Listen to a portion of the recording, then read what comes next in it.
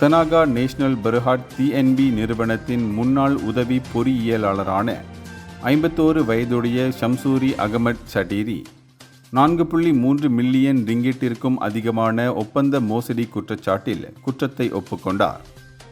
Ipoh அமர்வு நீதிமன்றத்தின் நீதிபதி மியோர் சுலைமான் அகமட் தர்மீசி ஷம்சூரிக்கு 1,50,000 ரிங்கிட் அபராதம் விதித்து தீர்ப்பளித்தார்.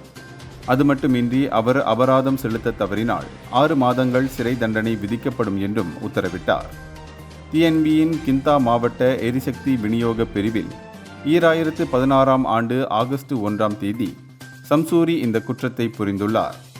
33 கிலோவாட் ஏரியல் பண்டல் கேபிள் திட்டத்தின் ஒப்பந்த மதிப்பீட்டு குழுவின் செயலாளராக இருந்த அவர் 43,37,542 ரிங்கிட் மதிப்புள்ள ஒப்பந்தம் குவாபசார் சென்ட்ரியான் பெர்ஹாட் என்ற நிறுவனத்திற்கு வழங்கப்படுவதற்கு வழிவகுத்தார்.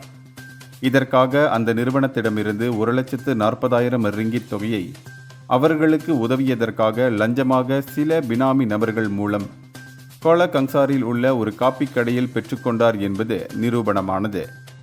எனவேதான் இந்த தீர்ப்பை தொடர்ந்து ஷம்சூரி நீதிமன்றம் விதித்த அபராதத்தை செலுத்தியுள்ளார்.